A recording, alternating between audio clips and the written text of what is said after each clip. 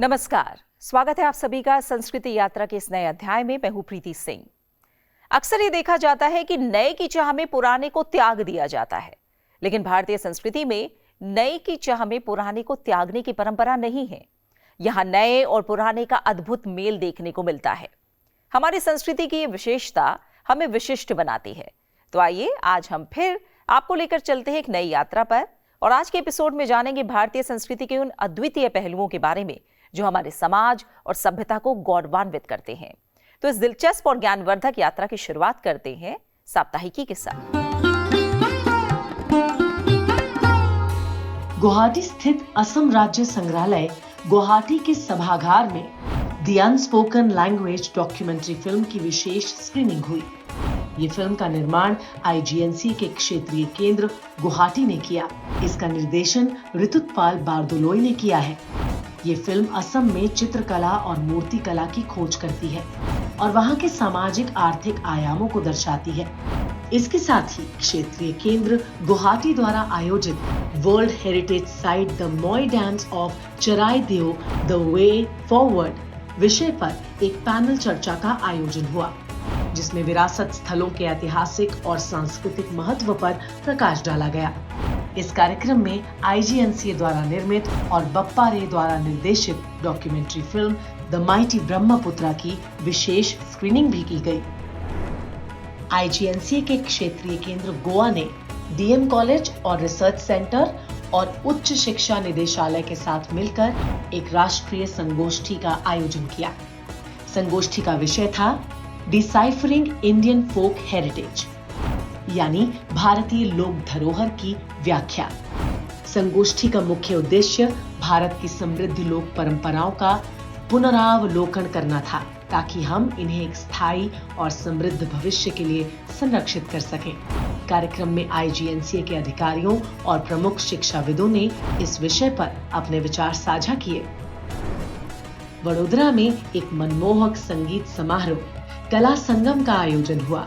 इसमें 2 शास्त्रीय नृत्य रूपों भरतनाट्यम और ओडिसी की मंत्र मुग्ध कर देने वाली जुगलबंदी देखने को मिली। इस अवसर पर प्रोफेसर एस रघुनंदन और डॉक्टर मानसी पांड्या ने भरतनाट्यम और ओडिसी की जुगलबंदी के माध्यम से इन कला रूपों की समानताओं और भिन्नताओं से रूबरू करवाया। असम के गुवाहाटी विश्वविद्यालय में विशेष रूप से कमजोर जनजातीय समूह पीवीटीजी उनकी जीवन शैली का अन्वेषण विषय पर व्याख्यान का आयोजन हुआ। गुवाहाटी विश्वविद्यालय के मानव विज्ञान विभाग के प्रोफेसर डॉक्टर द्विपेन बेजबरुआ ने इन जनजातियों की परंपराओं, जीवन शैली और चुनौतियों पर गहन दृष्टि प्रस्तुत की। इससे जनजातियों की अनूठी सांस्कृतिक धरोहर पर बहुमूल्य जानकारी मिली। कला संस्कृति की सुर्खियों से आगे बढ़ते हैं अगले पड़ाव विशेष की तरफ। सनातन धर्म की सेना कहे जाने वाले अखाड़े ही कुंभ पर्व की शोभा हैं। अखाड़ों का शाही प्रवेश और शाही स्नान श्रद्धालुओं के आकर्षण का केंद्र होता है। त्रिवेणी की पावन भूमि पर सजी उनकी छावनियां और उसमें धूनी रमाए नागा सन्यासी जहां भारतीयों के लिए आस्था और श्रद्धा की प्रतिमूर्ति होते हैं, वही विदेशी दर्शनार्थियों के लिए कौतूहल का विषय। वास्तव में अखाड़े कुंभ परंपरा का अभिन्न अंग हैं। आज आपको दिखाएंगे श्री निर्मल पंचायती अखाड़ा, जो निर्मल संप्रदाय का हिस्सा है। गुरु नानक देव जी के उपदेशों को मानने वाला ये अखाड़ा आज भी गुरु महाराज के जीवन और दर्शन से प्रेरणा लेकर समाज में सेवा, अहिंसा और भाईचारे की भावना को बढ़ावा देता है। आइए जानते हैं इस अखाड़े की विशेषता। Film tradition of akharas and its significance Vaishnav Udasin Nirmal संप्रदाय के माध्यम से। हरे कृष्णा कृष्णा कृष्णा हरे हरे।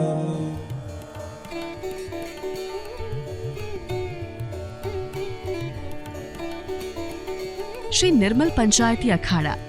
यह अखाड़ा 18वीं शताब्दी में स्थापित हुआ। 1784 में जब हरिद्वार कुंभ मेला का पावन समय आया, उस घड़ी एक विशाल सभा के दौरान अच्छी तरह से विचार विमर्श के बाद श्री दुर्गा सिंह महाराज ने इस अखाड़े की स्थापना की नींव डाली। इनके पूजनीय इष्टदेव श्री गुरु ग्रंथ साहिब हैं। इस अखाड़े की शोभा साधु, महंत और महामंडलेश्वर बढ़ाते हैं। इस अखाड़े का विस्तार भी प्रयाग, हरिद्वार, उज्जैन, त्रयंबकेश्वर में किया गया। इस अखाड़े के साधुओं का शाही स्नान उदासीन अखाड़ा के शाही स्नान के उपरांत सबसे अंत में होता है।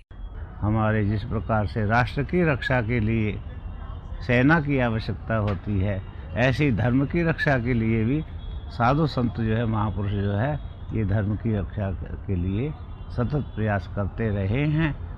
निर्मल पंचायती अखाड़ा श्री गुरु नानक देव जी महाराज से प्रारंभ होकर के दसम गुरु गोविंद सिंह जी महाराज तक, और दसम गुरु गोविंद सिंह जी महाराज ने इन महापुरुषों को जो संस्कृत पढ़ने के लिए अपना ये गैरिक वस्त्र महापुरुषों ने दे करके जो है संन्यास रूप में काशी विद्या अध्ययन करने के लिए भेजा था। उस समय से जो है उन्होंने भारतीय संस्कृति के शास्त्रों का अध्ययन करने के लिए निर्मल संप्रदाय के महान संतों को, महापुरुषों को स्थापित किया, और इसकी 1862 ईस्वी में निर्मल पंचायती अखाड़े की स्थापना पंजाब के कई नरेशों ने, राजाओं ने, महाराजा पटियाला, महाराजा नाभा, महाराजा संगरोज, महाराज जींद, नाभा, इन सब लोगों ने अखाड़े को जो है स्थापित किया। वैदिक संस्कृति मूल वेद है, उस वेद को ही अनेक ग्रंथों में जो है उनको प्रतिपादन किया गया है। जो लोग वेद शास्त्रों का, संस्कृत का अध्ययन नहीं कर पाते उनको, क्योंकि ये अखाड़ा विशेष करके पंजाब का अखाड़ा माना जाता है, पंजाब में लोग पंजाबी भाषा गुरुमुखी जिसको कहते हैं उसमें उनके ग्रंथ हैं, और 10 गुरुओं की वाणी और भारत के मुख्य जो है भक्तों की वाणी श्री गुरु ग्रंथ साहब में अंकित है, दर्ज है। तो उसका पाठ करने से जो है पुण्य की प्राप्ति होती है। कि मुख्य स्नान ये संतों का नहीं, ये देवताओं का स्नान होता है। जिस क्रम से अखाड़ा बनता गया उसी क्रम में वो आकर के यहाँ पर स्नान करते हैं। और श्री गुरु नानक देव जी के अवतार के बारे में भविष्य पुराण में पहले से लिखा हुआ वेद व्यास जी ने, यदा वै धर्म लोकाचरण भविष्यति यदा कलु तदा वै लोक रक्षार्थम वेदी वंशी च नानका। लोगों की रक्षा करने के लिए वेदी वंश में नानक नाम से जो है अवतार होगा। इसी तरह 18वीं शताब्दी में सिख साधुओं के एक नए संप्रदाय निर्मल संप्रदाय और उसके अधीन श्री पंचायती निर्मल अखाड़ा का भी उदय हुआ। इस तरह कुल मिलाकर आज 13 विभिन्न अखाड़े समाज और धर्म सेवा के क्षेत्र में कार्यरत हैं। इन सभी अखाड़ों का संचालन लोकतांत्रिक तरीके से कुंभ महापर्व के अवसरों पर चुनावों के माध्यम से चुने गए पंच और सचिवगण करते हैं। भारत की कालगणना जो है वो बहुत शास्त्रोक्त विधि से की गई, बल्कि कई बार अंग्रेजी कैलेंडर फेल हो जाता है, भारत की कालगणना फेल नहीं होती, क्योंकि उसके पीछे एक पूरा विज्ञान है। ग्रहों की स्थिति है, किस ग्रह की क्या गति है, कितने डिग्री से कौन सा ग्रह घूमता है, ये सारा कहीं ना कहीं दर्ज है और उसके आधार पर गणना होती है। इसलिए हम जानते हैं कि आज यदि कुंभ हुआ है तो 12 साल बाद किस तिथि को ये कुंभ मेला प्रारंभ होगा। और आप जानते हैं कि ये कुंभ जो है वो विश्व का अपने आप में ऐसा अनूठा लोकतांत्रिक समागम है जिसका निमंत्रण कोई किसी को नहीं देता। लोग स्वयं निमंत्रित होते हैं, स्वयं अपनी प्रेरणा से आते हैं, स्वयं अपनी प्रेरणा से जाते हैं। इसका कोई आयोजक नहीं है, कोई निमंत्रक नहीं है, कोई अतिथि नहीं है और कोई घर का नहीं है। ये सबका आयोजन है। तो ये कैसे हो रहा है? परंपराओं से हो रहा है, वर्षों से हो रहा है। ये सारा एक वैज्ञानिक दृष्टिकोण से हो रहा है। और इसलिए ये कहना कि इसमें कहीं कोई रिचुअल है या सिर्फ ये कर्मकांड है, ऐसा नहीं है। एक बहुत व्यापक समागम है। इसमें बौद्धिक समागम है, इसमें सांस्कृतिक समागम है, इसमें सामाजिक समागम है, इसमें समरसता का बोध है। ये कुंभ की परंपरा रही। इसीलिए तो यूनेस्को ने इसे विश्व की धरोहर कहा है, इसे वर्ल्ड का लार्जेस्ट कल्चरल कन्फ्लुएंस कहा है। ये this is the heritage of humanity, ऐसा अगर यूनेस्को कहता है तो ये कितनी बड़ी बात है। ये इसलिए कहा गया है। तो ये हमारी युवा पीढ़ी को बताना जरूरी है। जो कहे मैं संत को चिना, तुलसी कान हाथ को दिना। इसका अर्थ बस यही ही है कि संतों की रजा भी कोई नहीं जान सकता। इसी संदर्भ में इन अखाड़ों के इतिहास में रूहानियत भी पीछे नहीं है। ग्रह नक्षत्रों के कुंभ में गंगा मैया का स्नान जो कोई भी साधु संत महंत करे, जयकारे करे शिव की महिमा का व्याख्यान, भगवान विष्णु की महिमा के नजारे भी यहाँ मिलते हैं। भक्ति की शक्ति से मिलते मोक्ष के फूल भी यहाँ खिलते हैं। अंत में बस इतना ही सार है, धन्य देव धन्य धरा, धन्य है अमृत जल यहाँ, धन्य भक्त धन्य ये वक्त, धन्य है सब कुछ यहाँ। अखाड़ा परंपरा से आगे बढ़ते हैं अगले पड़ाव धरोहर की ओर। भारतीय संगीत परंपरा का अभिन्न अंग है। वाद्य यंत्र जो अपनी विशिष्ट ध्वनियों से सबको अपनी ओर आकर्षित करते हैं। इन्हीं वाद्य यंत्रों में से एक समूह है तार वाद्य यानी स्ट्रिंग इंस्ट्रूमेंट्स, जैसे कि एक तारा, वीणा, सितार, सरोद, सारंगी, वायलिन आदि। इनमें समय के साथ नए आविष्कार होते रहे, लेकिन पुराने वाद्यों ने भी अपनी पहचान बनाए रखी। आज बात करेंगे सितार की, जिसने न केवल भारत में बल्कि विश्व भर में संगीत प्रेमियों के दिलों को छुआ है। सितार को नई ऊंचाइयों पर ले जाने वाले कलाकारों में उस्ताद विलायत खान, पंडित रविशंकर और निखिल बैनर्जी समेत कई और नाम भी शामिल हैं। इनकी परंपरा को आगे बढ़ा रहे हैं इमदाद खानी घराने के प्रख्यात सितार वादक उस्ताद शुजात हुसैन खान। ये अपने अनूठे सितार वादन के लिए जाने जाते हैं। इन्होंने भारतीय सितार को देश विदेश में युवा पीढ़ी तक पहुंचाने में महत्वपूर्ण भूमिका निभाई है। तो आइए यात्रा के इस पड़ाव यानी धरोहर में आपको सुनवाते हैं उस्ताद शुजात खान का कर्णप्रिय सितार वादन।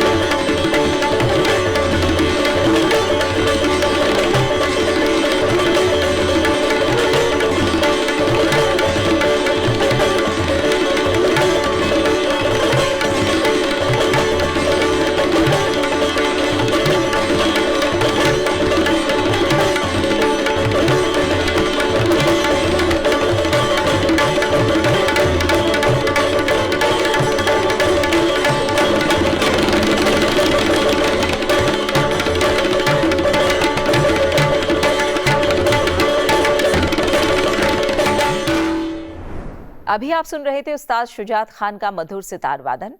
अब चलते हैं अगले पड़ाव माटी सुगंध की ओर। भारत की ग्रामीण धरोहर के संरक्षण के लिए संस्कृति मंत्रालय अत्यंत महत्वपूर्ण परियोजना चला रहा है, मेरा गांव मेरी धरोहर। इसी प्रयास की एक झलक दिखाने आज आपको लेकर चल रहे हैं आंध्र प्रदेश के एक विशाल गांव लेपाक्षी। ये गांव अनंतपुर जिले में स्थित है। 10,000 से अधिक आबादी वाला लेपाक्षी गांव मंदिर वास्तुकला के लिए जाना जाता है। विजयनगर साम्राज्य के वास्तुकारों ने ये मंदिर बनवाया और भारतीय वास्तुकला और शिल्पकला की ये अद्भुत धरोहर है। तो माटी सुगंध पड़ाव में जानते हैं पर्यटन गांव लेपाक्षी के बारे में।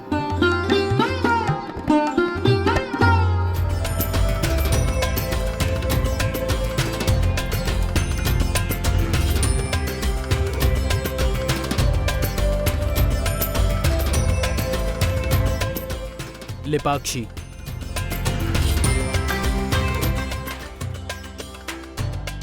यहाँ के लोग हिंदी, तमिल, कन्नड़ा, मराठी और उड़िया भाषा का प्रयोग करते हैं। यहाँ आपको आसानी से निजी व सरकारी स्कूल भी मिल जाएंगे। आपको यहाँ पास में 6 से 7 अस्पताल मिल जाएंगे।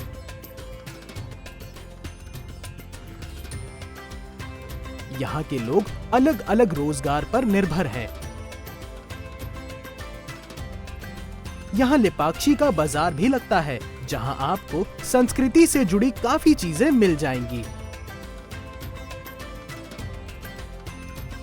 यह भारत के सबसे बेहतरीन और प्राचीन मंदिरों में से एक है।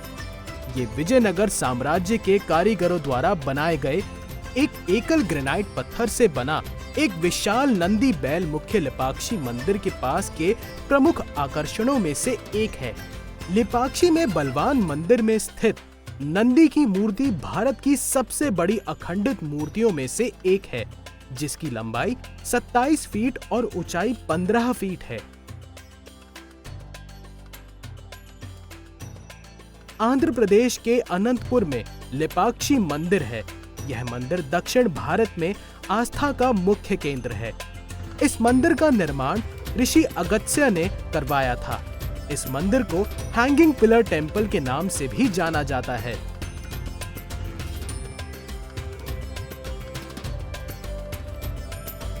ऐसी मान्यता है कि खंबे के नीचे से कुछ निकाल लेने से घर में सुख समृद्धि आती है। यही वजह है कि यहाँ आने वाले लोग खंबे के नीचे से कपड़े निकालते हैं। इसके ऊपर एक विशाल 7 फीट वाले शेषनाग की मूर्ति है। नाग पंचमी पर यहाँ विशेष पूजा का आयोजन किया जाता है। यहाँ पास में एक और शिवलिंग स्थापित है, जिसकी स्थापना हनुमान जी ने की थी। लेपाक्षी मंदिर के अलावा यहाँ पर जटायु पार्क, लेपाक्षी सरोवर भी है।